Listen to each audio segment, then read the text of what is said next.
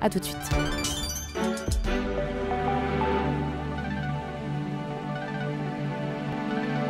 La matinale RCF, le grand invité. C'est un éclairage complet, précis et colossal, il faut le dire, pour ce livre de 800 pages sur l'histoire des droites et du catholicisme des catholiques. Une histoire qui va de 1945 à aujourd'hui, 2022, décortiquée, analysée dans ce livre à la droite du Père, les catholiques et les droites de 1945 à nos jours, publié aujourd'hui aux éditions du Seuil. Un travail collectif avec une trentaine de chercheurs, sociologues, historiens, pour retracer donc cette histoire. Bonjour Florian Michel. Bonjour Clara Gabillet. Vous êtes historien, maître de conférence à l'université Paris 1 Panthéon Sorbonne. Voilà, j'allais dire Assas, Panthéon Sorbonne. Vous avez donc dirigé avec le sociologue Yann Raison-Duclosius cet ouvrage que vous revendiquez comme le premier à s'intéresser aussi profondément à ce sujet. Pourquoi la droite catholique était-elle si peu étudiée auparavant ? La question est ample et de fait, pourquoi les catholiques de droite n'ont pas été examinés ? Parce que tout simplement, pendant longtemps, l'idée était la suivante, ce sont plutôt les militances de gauche qui ouvrent vers l'avenir et les catholiques de droite apparaissaient un peu, disons, comme du bois mort dans l'histoire de l'Église, il faut bien le dire. Et depuis la fondation de la science politique au lendemain, enfin la refondation de la science politique au lendemain de la Seconde Guerre mondiale, le catholicisme de droite apparaissait comme finalement une voie sans issue et très vite traitée de manière, disons, secondaire, voire anecdotique par un certain nombre de grandes plumes de l'histoire et de la science politique. On a surestimé longtemps l'ampleur des catholiques de gauche par le passé ? Alors, oui, bien sûr, on a vraiment cru qu'ils allaient dessiner l'avenir et de ce fait, on en a majoré l'importance, sans toujours voir que sur le plan politique, nous, dans notre volume, on ne traite pas de l'Église, on ne traite pas, disons, du catholicisme pris de manière abstraite, on parle des électeurs catholiques. Et ce qui nous permet vraiment de rester, disons, au ras du terrain de l'analyse politique pour examiner comment les catholiques se comportent sur le plan électoral. Et sur ce plan-là, on observe que sur toute la période, de 1945 jusqu'à nos jours, les catholiques votent globalement entre 60 et 75% pour les partis des droites. Comment vous l'expliquez alors ? Comment on l'explique ? Bien sûr, il y a un ensemble de facteurs. D'abord, la Révolution française, qui ancre dans une forme de résistance à la Révolution, à la République, l'essentiel des masses catholiques. Mais ce qu'il importait également dans notre projet, c'était de bien restituer la complexité de ces catholiques de droite, parce que finalement, entre un Maurras et un Bidault, et un Georges Bidault, l'héritier de Jean Moulin à la tête du Conseil national de la résistance, c'est un océan, évidemment, ils sont tous les deux catholiques en des sens différents, bien sûr, pour Maurras et Bidault. Il n'empêche qu'il y a des éléments irréconciliables dans ces droites catholiques, et donc on voulait restituer le pluralisme de ces droites catholiques, ce qui nous permet de bien comprendre aussi ces catholiques gouvernementaux, ces catholiques dans l'opposition, pour éviter l'étiquette toujours un peu, disons, facile et rapide de catho-droite. Finalement, ça n'a pas grand sens. Il faut vraiment aller au-delà de cette première étiquette. Pourquoi c'était important de mettre justement des visages, des réalités sur ce sujet-là ? Pour éviter l'essentialisation, parce que pour éviter les simplifications, ce qui ne manque jamais dans la presse ou même dans les conversations familiales, et c'était vraiment important de mieux comprendre notre actualité en repuisant, en revenant finalement au lendemain de la libération. Pourquoi 1945 au fond ? Parce que c'est une année évidemment charnière dans l'histoire de France, le régime de Vichy est abattu, c'est la restauration républicaine, et là sur la scène politique, en fait c'est un ensemble de politiques plutôt catho de droite, mais en des sens évidemment multiples. Vous avez évidemment De Gaulle, vous avez Georges Bidault, vous avez la démocratie chrétienne qui jusqu'à présent n'avait pas réussi à exister véritablement dans le paysage politique français, et la résistance et la libération leur donnent enfin l'assise électorale nécessaire dans un contexte évidemment d'effondrement des partis de droite traditionnels après la parenthèse le Vichy, et de ce fait, c'était un moment fondateur pour examiner, pour reprendre toute cette histoire. Et donc toute cette histoire, vous parlez de cette pluralité, depuis 1945, cette droite catholique, elle est plurielle. Ces droites catholiques sont plurielles. C'est vraiment important pour nous de conserver le pluriel, bien sûr, parce que quelqu'un comme Jacques Chirac, quelqu'un comme Valéry Giscard d'Estaing, évidemment, là encore, avec toutes les nuances requises, appartiennent à ces catholiques de droite, mais aussi à Raymond Barre, mais aussi à François Fillon, mais aussi à Jacques Barrot, mais aussi à Jean-Marie Le Pen.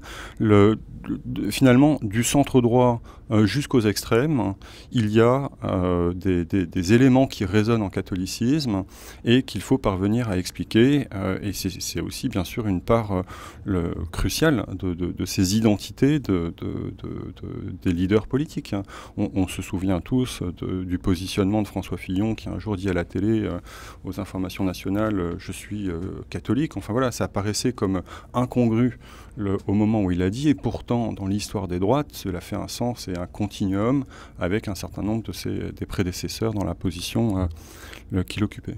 Sur quel sujet les droites et les catholiques se retrouvent ? Ils se retrouvent pendant longtemps sur des projets internationaux.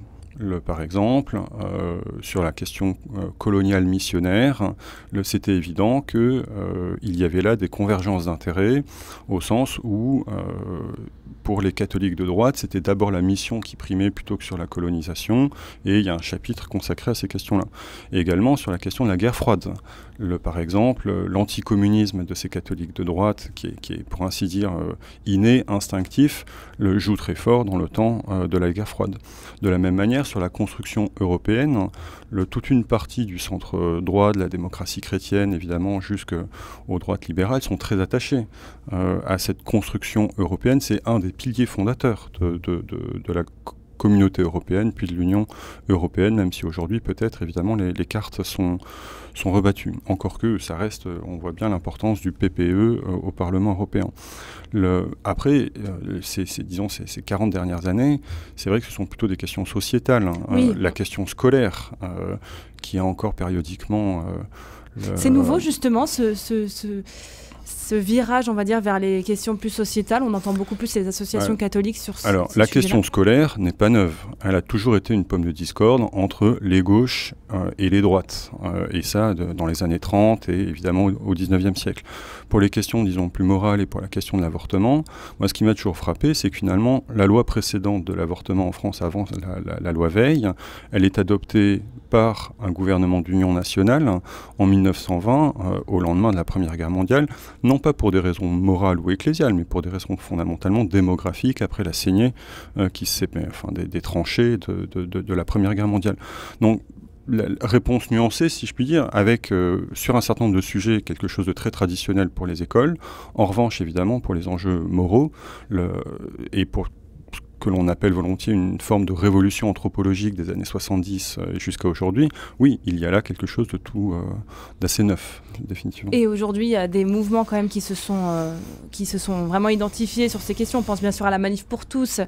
Il y a ces étiquettes qui reviennent régulièrement. Justement, c'est très bien expliqué dans votre ouvrage, dans l'ouvrage que vous dirigez, mais comment expliquer que ce militantisme se soit progressivement affirmé très à droite, le militantisme des catholiques ? Je n'ai pas de réponse définitive. Je pense qu'il y a une forme de radicalisation dans certains groupes des catholiques de droite par défaut de représentation gouvernementale, au sens où on voit bien que l'étiquette, la Manif pour tous, et on l'a encore vu tout récemment pour la succession, au moment où Elisabeth Borne a été nommée, on voit bien que ça joue comme une étiquette repoussoire et ça empêche d'une certaine manière l'émergence d'un catholicisme, disons, de centre droit, qui pourrait s'établir dans les instances de pouvoir gouvernemental et qui permettrait finalement la reconnaissance du fait catholique. De manière évidente, Emmanuel Macron ne se soucie pas beaucoup de cet électorat-là et on voit bien comment il y a une espèce de, faut le dire peut-être avec plus de nuances que ce que je vais faire, mais une espèce de chasse aux sorcières aujourd'hui qui s'établit sur cette base de la participation à la Manif pour tous dans les années 2012-2013. Et cela contribue aussi à une forme de radicalisation du catholicisme, au sens où, concrètement, une partie des électeurs catholiques ne retrouvent plus au centre droit comme autrefois, comme au temps de la démocratie chrétienne ou d'une certaine droite libérale, des représentants naturels. Avec une société qui est quand même depuis plusieurs années de moins en moins croyante, en tout cas où la religion prend moins de place dans la société, justement, est-ce que les candidats s'adressent de moins en moins peut-être à cet électorat ? Ça dépend lesquels, j'imagine. Oui, effectivement, ça dépend lesquels. Et puis, c'est assez paradoxal. Le président Macron part à Rome ce week-end. Donc, on voit bien, malgré tout, que la question romaine le travaille. En tout cas, sur le plan diplomatique, ça reste évidemment une question vive.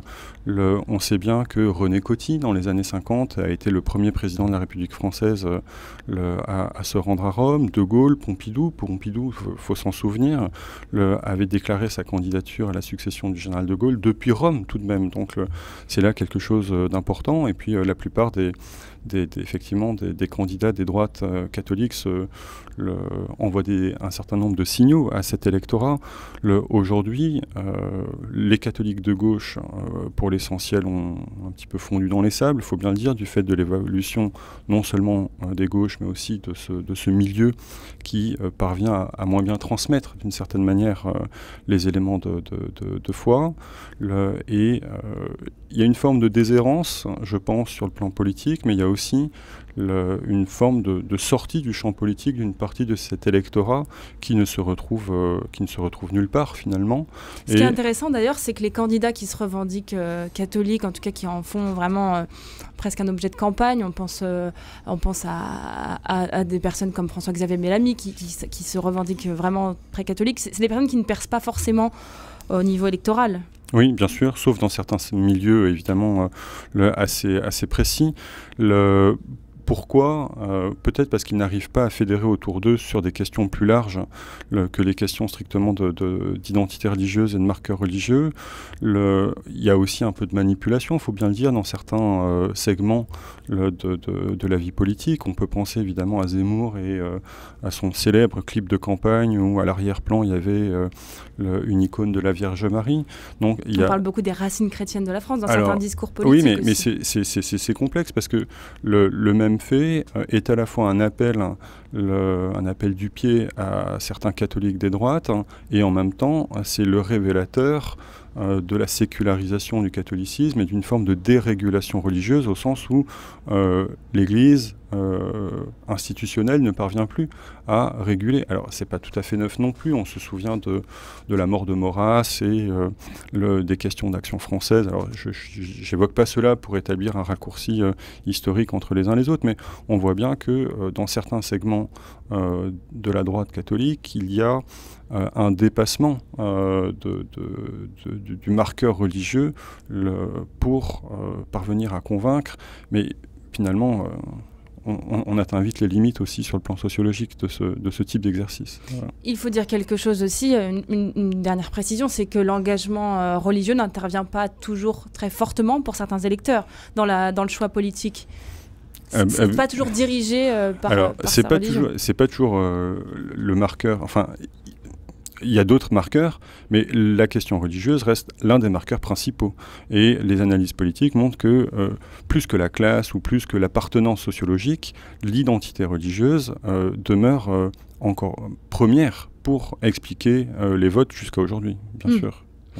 Eh bien, merci beaucoup Florian Michel, merci d'être venu dans le studio de la matinale RCF. Je rappelle donc cet ouvrage que vous avez dirigé avec le sociologue Yann Raison du Closiou. Ça s'appelle « À la droite du Père, les catholiques et les droites de 1945 à nos jours ». C'est publié aujourd'hui aux éditions du Seuil. Merci beaucoup. Merci.